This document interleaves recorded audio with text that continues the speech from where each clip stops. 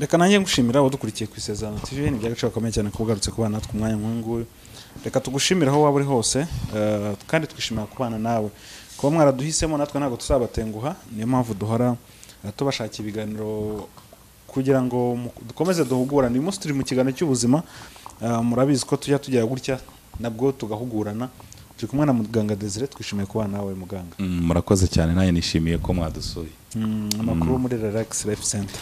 Muri Relax tumeze neza, akazi karakomeje muri serivisi zitandukanye dutanga. Yego. Hari umurwayi ujya ubagana akavuga ati ngenda shaka ko mungira inama z'uko nakwitwara, akaza atitwa umurwayi nta kibazo afite, ari muzima. Yego, ubu ni inshingano za Relax Life Center ni zigera ku bintu bitatu. Harimo kuvura, harimo ubujyanama, harimo ndetse no kwita ku buzima. So rero ubujyanama hari igihe buzamo counseling, cyane cyane bigendanye n'imirire. Harimo hari igihe usanga hari indwara turwara byazatewe n'imyitwarire, aha ndavuga imirire yacu. So rero umuntu ashobora kuza atarwaye, kandi kubera ko Relax Life Center imwe muri serivisi ikora harimo no kurinda ibibazo n'indwara runaka, akaba yakenera ubujyanama bumurinda uburwayi runaka. Cyane cyane ubujyanama bukenerwa nko ku ndwara zitandura, izo twita four silent killers, ni za ndwara zigera kuri enye zitandura. Umuntu akenera ubujyanama, ese wakwirinda gute kugira ngo utazagira ibibazo by'umutima, indwara za diabete, indwara za kanseri. So ibyo zose bikenera ubujyanama, kandi si ngombwa ko umuntu atugana yarwaye. Mbega ni nk'uko umuntu agira igihe akajya muri controle technique kuba afite ibinyabiziga, niko umuntu akwiye kujya kwa muganga kwisuzumisha kureba ko nta kibazo kidasanzwe afite. Nicyo kigereranyo? Ni icyo ngicyo, ni ukuvuga ngo uko umuntu afata ikinyabiziga neza nk'uko wari ubivuze, yagombye kugira n'igihe byibuze 2 mu mwaka akajya kwisuzumisha. Muri rya suzuma rusange dukora haba harimo na bwa bujyanama. So rero ibyo bikora umuntu uwo ari we wese mu rwego rwo kwirinda atari no kwivuza. Ibi ni ibikumira kugira ngo uzahore kwa muganga. Yego. Aha Muga, hari tujya tugira abantu bakaduha ibitekerezo bitandukanye cyane iyo twakoze nk'ibiganiro by'ubuzima. Hari abantu ndumva mu bitekerezo ubushize twabonye harimo umuntu wavuze ko agira ikibazo cy'umutwe udakira. Yego. Ndashaka uyu munsi tuze kuganira ku burwayi bw'umutwe. Ese ni izihe mpamvu zishobora gutera kubabara k'umutwe cyangwa se uburwayi bw'umutwe? Murakoze cyane.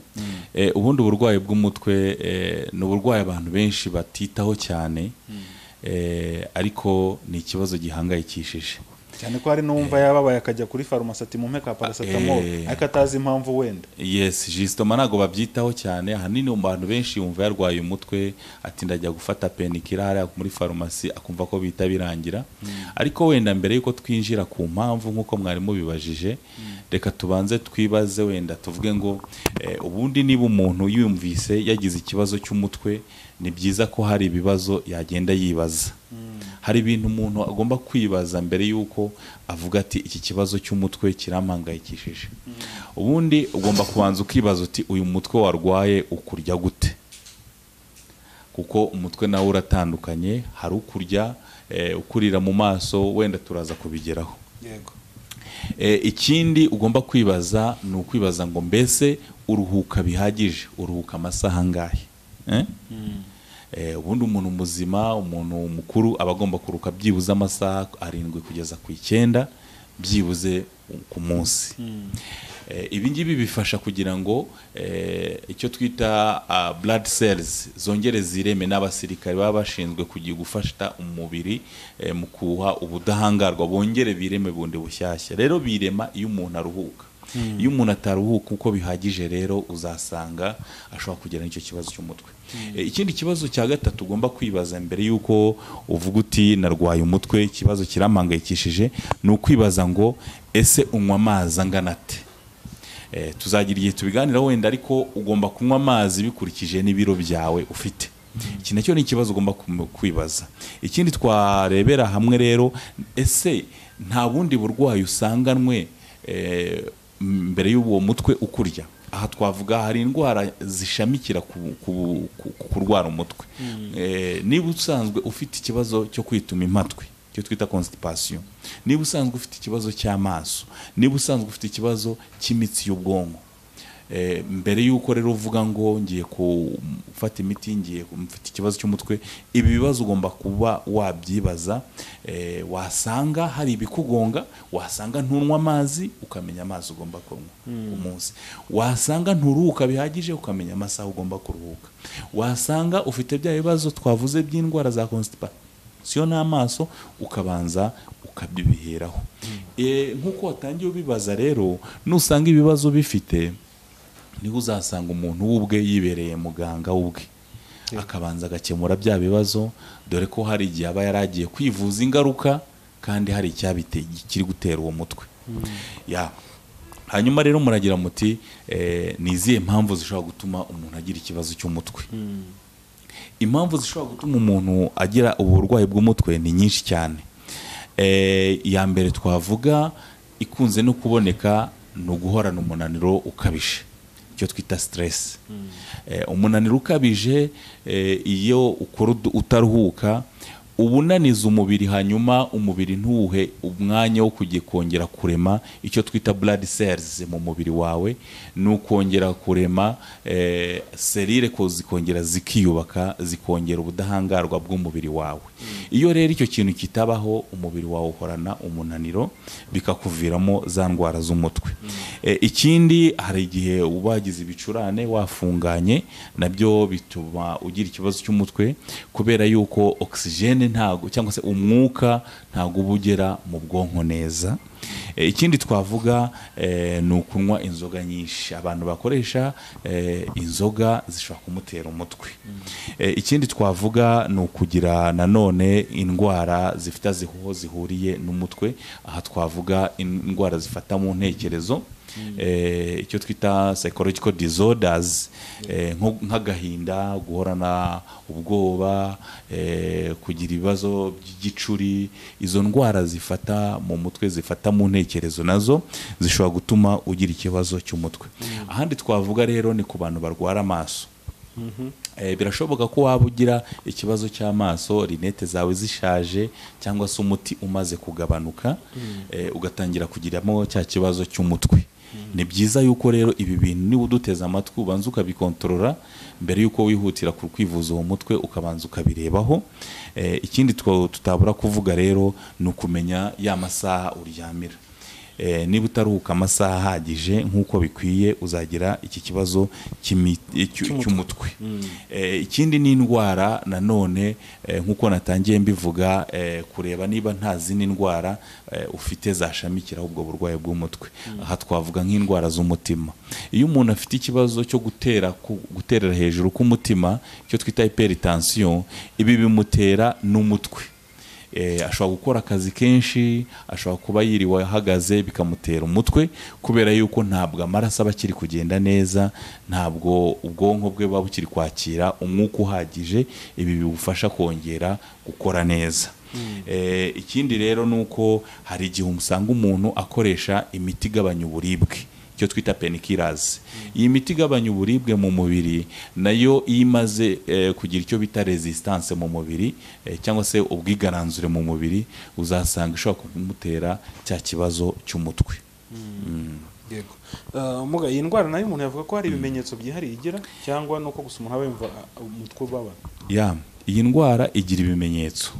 Igira ibimenyetso bitandukanye, ndetse igiramo n'amoko. Dushobora kuvuga ko hari umutwe, hari type cyangwa se uburwayi bw'umutwe butandukanye, ariko wenda dushobora gushyira mu byiciro bitatu. Hari abantu benshi bavuga ngo yarwaye migraine, ariko hari migraine. Ubwo ni iki? Migraine ni agace kamwe mu ndwara z'umutwe. Ni agace kamwe mu ndwara z'umutwe, kuko hariyo twita sinus, hariyo twita tension, hariyo twita migraine, hari niyo bita crise. Ubu bwose ubu bwoko kari bune ni ubwoko bw'uburwayi bw'umutwe. Iyo rero wagize nka migraine, abantu benshi niyo bakunze kumenya cyane iyo bakunze kwitaho. Ubwo nakubazaga migraine kugira ngo yidusobanurire iyo ari yo. Ya migraine ni cyagiye uburibwa umutwe ariko ukurira imbere mu gahanga. Ugasanga urarwaye umutwe ariko urabona imbere uraribwa mu isura, kumva isura yawe uraribwa mu gahanga, nibo bita wa mutwe wakaberetwa wa migraine. Ariko hari n'undi mutwe bita sinisi, aho usanga umuntu yatangiye kwibaza niba atari amasinezite arwaye kandi adasanzwe yarwara. Ugasanga umutwe urakurya ariko urakurira muri pariti z'amasinisi ku izuru. Iyindi rero ni tension, ni wa mutwe rero ukurya ukumva n'umutima wazanye palpitation uri gutera ku buryo budasanzwe. Ugasanga ntabwo warugiraga ikibazo cya tension iri hejuru, ariko uripima ugasanga wagize hypertension. Uwo ni wa mutwe, bwa burwayi bw'umutwe bita tension. Ubundi bita Kristo rero ni umutwe nanone ukurira mu gice cyitwa mu bwonko bwa kabiri bita hemisphère, ni ubwonko bw'inyuma. Iyo rero wagize ubu bwoko bw'umutwe, ahanini usanga umuntu ahora yibagirwa cyane. Ubwonko bw'inyuma ubundi tuzi yuko ari ubufasha umuntu mu kwibuka. Iyo rero ufite iki kibazo cy'umutwe, hari igihe wumva umutwe utari kukurya wose ariko ukunda guhora wibagirwa. Bikagufasha rero kuba wamenya ubwoko bw'umutwe ufite no kubusobanurira muganga. Hanyuma rero mwe mugize muti ese hari ibimenyetso by'umwihariko ku muntu ufite iki kibazo cy'umutwe? Ubundi abantu mbere yuko batekereza ku bimenyetso, ni byiza yuko abagomba no kubanza akareba niba nta bundi burwayi afite. Buriya hari indwara nyinshi zishobora guhuza ibimenyetso, ariko iyo turi kuvuga ku ndwara imwe, tuba tuvuga ibimenyetso bishobora kuba 3 cyangwa 4 bihuriye ku kintu kimwe, ukaba wakwemeza uti ubu noneho ni bwa burwayi bw'umutwe. Dore rero bimwe mu bimenyetso twavuga. Ikintu cya mbere ni uguhorana umunaniro. Umuntu urwaye umutwe azabyuka yiganyira, azaba afite umunaniro wo kuba yajya mu kazi k'imbaraga, kubera yuko umubiri ugizwe n'icyo twita nervous system, ni urwungano rushinzwe itumanaho. Kugira ngo umuntu abe yagira ikibazo ku kuguru byumvikane mu bwonko, nuko habayeho ryatumanaho mu mubiri wawe.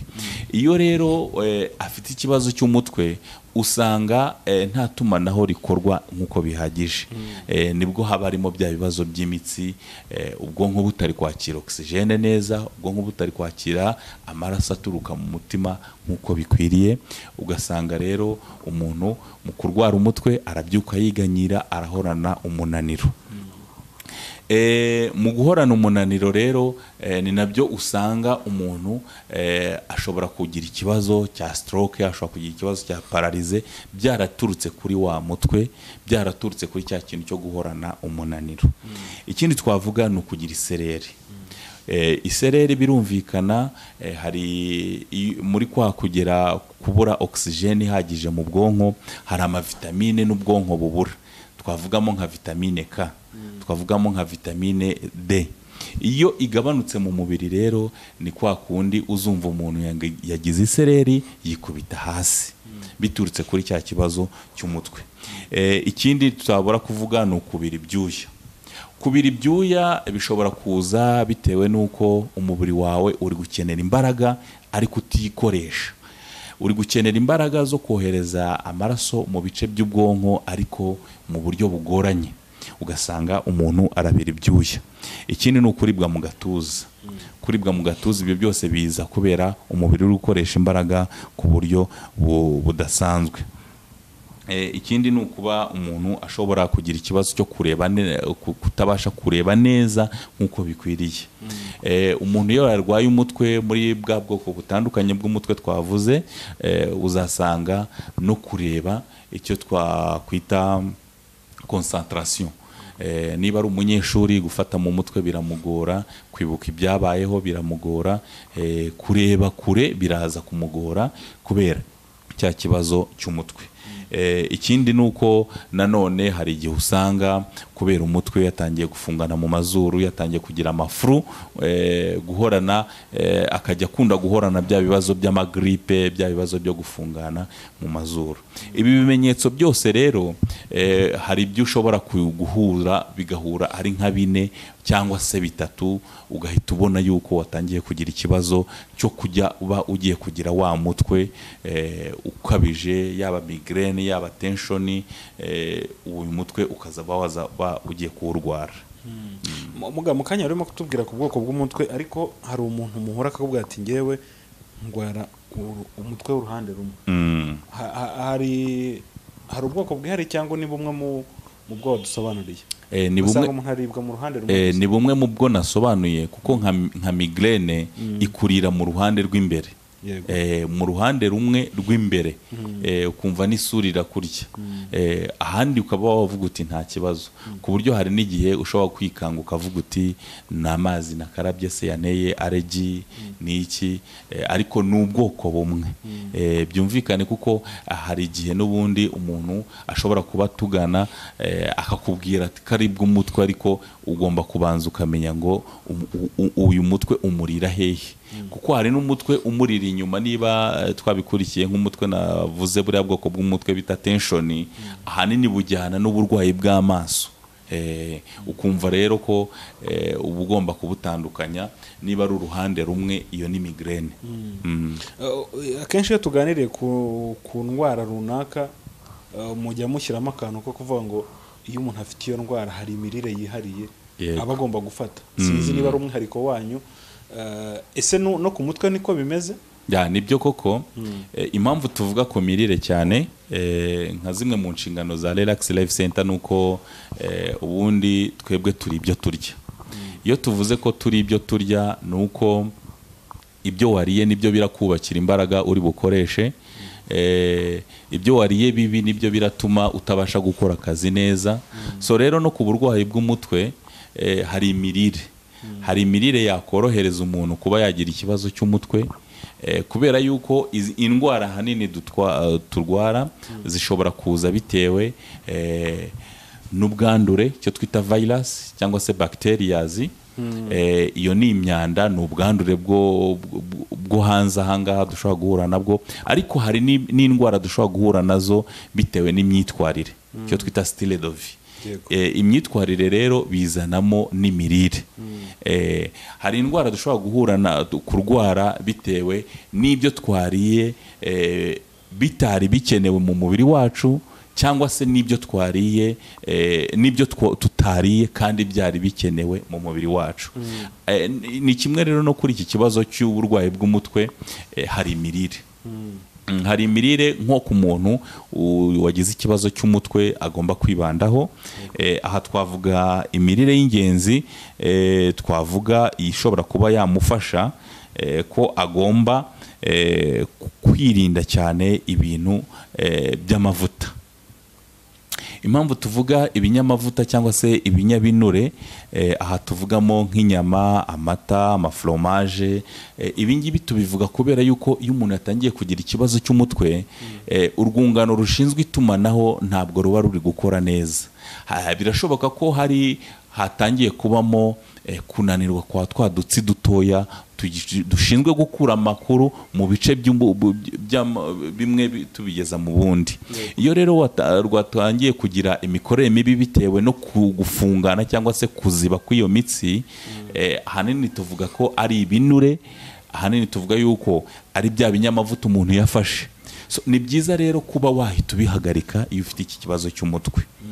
Ikindi twavuga rero nko mu bigendanye no kwirinda ku muntu wagize ikibazo cy'umutwe, ni ukwirinda ibyo kunywa ndetse n'ibyo kurya bikangura umubiri.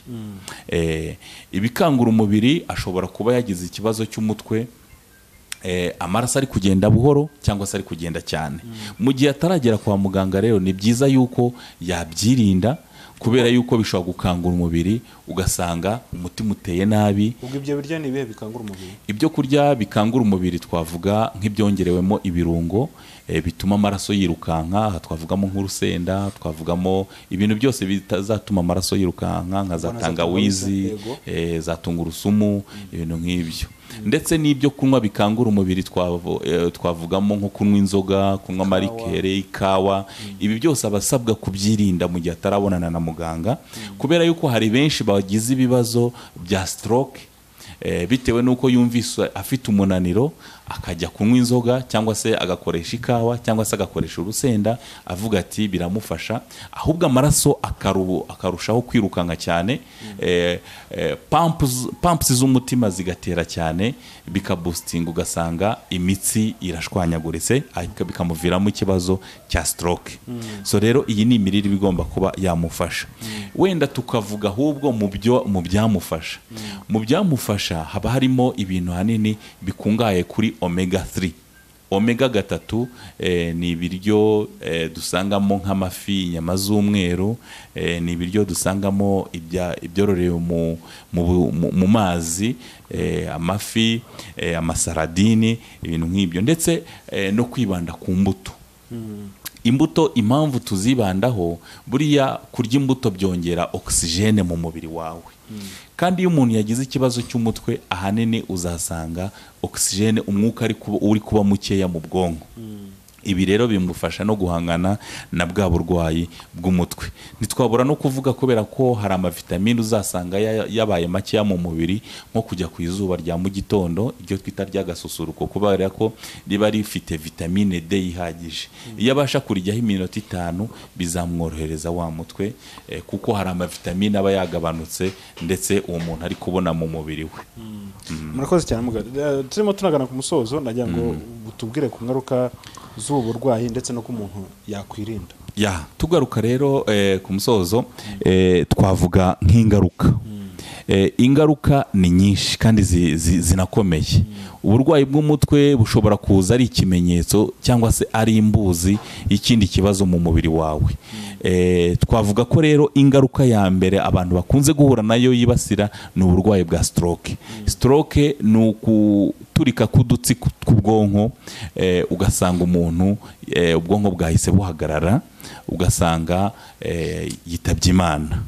Ibi ngibi ahanini guturika k'ubwonko bishobora guturuka gukora ku buryo budasanzwe kwa ya mitsi, kwa pumps z'umutima zigapompinga, zikohereza amaraso, ariko bigahuza nuko ya mitsi itari gukora neza y'ubwonko. Izo twita brain tissues, ni udutsi dutoya tuba dushinzwe kugeza oxygen cyangwa se oxygen n'amakuru mu bwonko. Indi ngaruka rero ni ukugira paralize. Hari abantu benshi bagize paralize, ahanini paralize iza yabanjirijwe no kugira stress ikabije no kugira umutwe twagiye tuganiraho. Ugasanga paralize ni ukugira igihande kimwe kitari gukora neza, sensation cyangwa se kumva kudutsi tw'urwo rugingo rutari gukora neza, rukaba rwarapfuye, amaserire yaramaze kwangirika. So rero izi ni ingaruka muri rusange. Indi tutabura kuvuga nizo twita mental confusion. Izi ni indwara zifata ubwonko, indwara zifata imitekerereze. Ushobora kugira umutwe igihe kinini bikakuviramo kugira ikibazo cya epilepsy cyangwa igicuri, bikakuviramo guhora ugira ikibazo cya amnesia, guhora wibagirwa, bikakuviramo kugira ikibazo cyo guhorana ubwoba, cyo kugira agahinda gakabije kubera wa mutwe wawe. Kuko buriya umutwe ni rwo rugingo rubumbabumbye icyo twita nervous system, rwa rwungano rushinzwe itumanaho mu mubiri wawe. Hanyuma wenda twabura no kuvuga uko umuntu yakwirinda ubu burwayi. Kwirinda ubu burwayi bw'icya mbere na mbere ni ukugana muganga igihe wumvise hari ibimenyetso 3 cyangwa 5 twavuze haruguru.